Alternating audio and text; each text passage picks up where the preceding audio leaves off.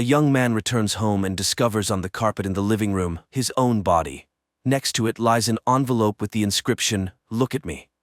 The initial shock is replaced by curiosity as Alex finds a flash drive in the envelope, which he immediately plugs into his computer and on the screen sees just himself. The second, Alex reassures himself he is not high and has not gone insane and advises to listen carefully. Thus, it all started with men in black coming to his house. Rebecca, an employee of a private scientific research institute of advanced technologies which cooperates with the National Security Agency of the USA, has a very tempting offer for Alex. But first, Alex must sign non-disclosure agreement, for which Rebecca offers a check for a substantial amount. Having signed the papers, Alex learns the story of an American unregistered satellite which the USA did not launch. Strangely enough to admit, the satellite is allegedly from the future and contains a coded message inside. If Alex agrees, he will be put to sleep and delivered to the laboratory. The institute knows that he is practically bankrupt and lives in a house inherited from his parents. To prove the seriousness of her intentions, Rebecca immediately transfers a large sum to Alex's account, which convinces him to sign the documents. The next day, he is put in a car, given an injection, after which he falls asleep and only comes to his senses in a closed, secret place. Rebecca shows him the laboratory where the satellite is already located. And the guy starts solving the task. 5 weeks pass, but there are no results yet. Rebecca suggests Alex take a day off, but the guy does not need it. One day he is visited by a vision in which a young woman decodes the same task. After that, Alex bleeds from his nose. Later he finds the name of this woman written on the frame of the bed. Soon, Alex manages to decrypt part of the code, which contains drawings of an unknown device. Rebecca announces the end of his work and informs him that he will be taken home. Alex comes to his senses at home late at night. He feels ill, which he attributes to fatigue and stress.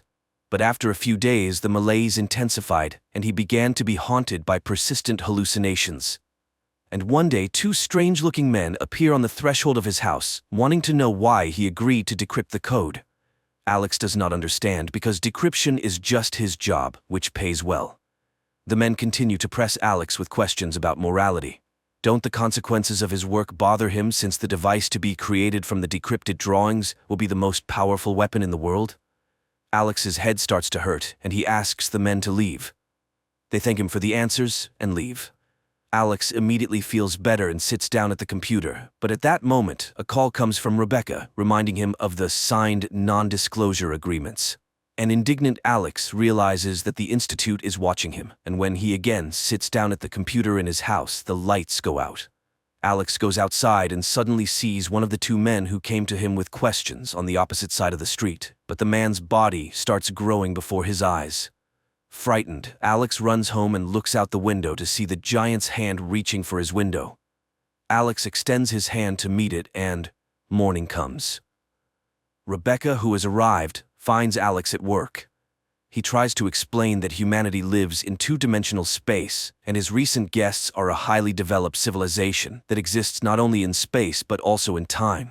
They can be in this room but earlier or later, and they can watch what is happening through some kind of window in time. Alex tries to convey to Rebecca the danger of the device they are building, which can start World War III. Then the woman informs him that she knows about his illness, a brain tumor. The guy blames the institute, which placed him in a room with a radioactive satellite, causing a tumor to develop in his brain, and insists on stopping the construction of the device. Alex, in the present, pulls his dead body out of the house and buries it in the forest, then returns to the computer and continues to listen to the story from his future self. Alex, in the future, regrets that they did not want to listen to him because he understood that something ominous was coming. Then he remembers the woman. She is cryptographer. Alex finds her address, but Beth refuses to talk to him. Alex shouts that he is dying. He has 6 months left. After that, Beth opens the doors and informs that she has 2 years left. She also realized that it was a weapon, and the drawing supposedly came from the future. There is another person, Schieferman, who communicates with her through the computer and sends her tasks, which she solves when she feels normal. Beth starts feeling unwell, so a man takes her to the bedroom, while he goes downstairs, where it seems like he sees the girl's life in the mirrors. There she is, saying goodbye to her beloved in military uniform. There his comrades inform her of terrible news, and there she is with a handful of pills in her hand, trying to leave this life. But then his attention is captured by a message from Schieferman appearing on the computer monitor. Alex responds, but Schieferman quickly realizes that it's not Beth and disconnects. The man then grabs a pack of printed papers with tasks previously given by Schieferman.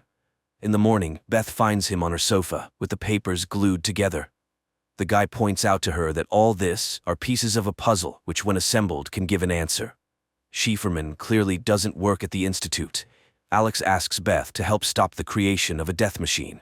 The girl reports that she fell ill specifically after working with the satellite. She started having hallucinations and began thinking about a message from the future. What if it's possible to contact the sender? She began to hear the voices of the dead and one day heard her own voice. She also saw aliens, though she doesn't believe in them, and asks Alex to leave. Alex goes home, where people in black are waiting for him. Rebecca orders him not to meet with Beth anymore and urges him to use the remaining time wisely. Angered, the guy sends the guests to hell and upon entering the house discovers that all his papers with conclusions have disappeared. Meanwhile, Beth sees a bright light at her house, which makes her feel sick. The woman screams in fear and tries to hide. Alex tries to drown his thoughts in alcohol when a message from Schieferman arrives on his computer. The guy is sure that Rebecca is hiding behind this nickname, but the interlocutor denies it. At that moment, the doorbell rings.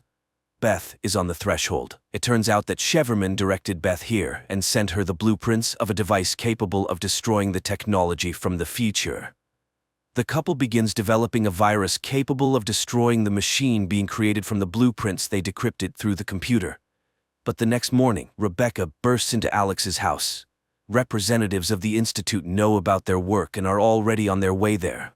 She gives the name of the institute's founder and orders to go to him as soon as possible. She is Schieferman and hope to destroy the device with their help. Then cars approach Alex's house. The couple escapes through the back exit. Rebecca is caught, given an injection, and thrown into a car. Meanwhile, all the gas burners in the kitchen are opened. In the evening, Alex and Beth arrive at scientist Miles, who immediately recognizes both of them, as he has always followed their work. The thing is, this satellite was not the only one. There was another, which orbited Earth for about 400 years. Apparently, unknown beings from the future were waiting for Earthlings to grow up, fly into space, and be able to decrypt their message. The ancient satellite also contained blueprints of a machine whose purpose was to limit the evolution of humanity within the third dimension. But when Miles announced his discovery, he was laughed at. He also developed a tumor, luckily not fatal. He is sure that aliens are capable of existing in several dimensions. They do not perceive time in a linear form as humans do. And the second device, which is now being created at the Institute, will likely provide them access to the human dimension. So far, they are like watching a videotape where humans are movie characters. With the help of the first device, they can watch this movie but cannot change what is happening. But the second will allow changing the existing reality. Miles is just beginning to understand the essence of this process, but cannot explain everything completely. After all, even the appearance of the aliens is formed by the human brain itself.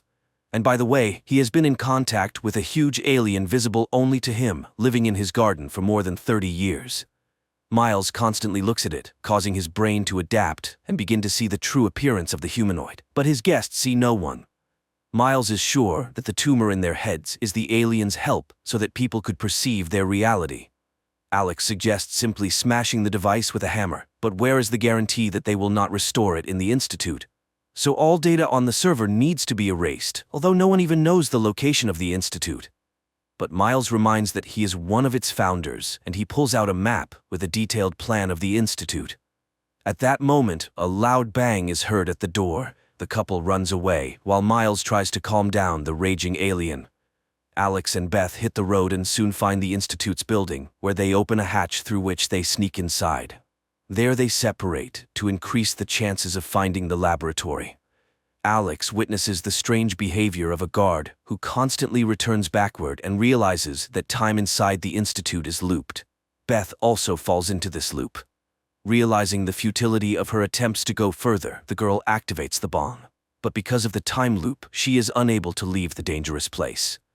Alex goes into a dark room and tries to carry the bomb further when he is overtaken by an alien and literally disintegrates the man into small particles. A minute later, Alex finds himself tied to a table. Opposite him sits a humanoid. Alex thinks he has died, but the alien denies his belief. They are simply curious about the human appearance and their experience of time. Linear time for aliens is incomprehensible and tedious, a labor-intensive cycle of empty beliefs. Humans are like in a trap, forced to constantly go through the same thing. Aliens, on the other hand, exist outside of time and space. They are in every moment. Therefore, causal connection and sequence of actions for them is a mystery. What will happen if a human no longer has to wait for something? Alex realizes humans will become similar to the appearance of aliens, but the familiar personality, the ego, dies in the moment. The alien is surprised. Death is natural, but man hides and distances himself from it. Time determines everything for a human. It is both a giver and a thief. A human sees the world as he imagined it, and what will happen when the source of projection disappears. Even with the eternity of self-analysis, man will not understand the difference between reality and illusion. With each newly born, a new reality comes. Therefore, a person always stands before choice. Alex feels very bad. And then the alien offers to return to the moment before the guy got sick, with the information he now has. Alex decides that he would not have gone to work at the institute and would have stopped all this. The alien is surprised. Why would he change his behavior if he's not able to change the situation? And then Alex admits, people do not choose what will happen. The humanoid insists, will his return to the past make a difference? Can something change? And immediately, the guy finds himself in his home, in front of the computer. He records this flash drive, realizing that nothing can be changed. The world may disappear tomorrow, but this is not news. Everything has already happened. Everything ended before it began. He puts the flash drive in an envelope and falls to the floor. The last words on the flash drive are about Alex in the past, warning Beth, and he drives to the girl's house, while Alex from the future, in his last words, asks to forget about everything and live on. Quite an interesting movie that makes you think, what if the concept of time really does not exist, and we live only here and now in one single moment? Who made us believe that there is a past and a future? And is it true that a person does foolish things, not thinking about how his thoughts and actions change his own future? Friends, write your opinion in the comments.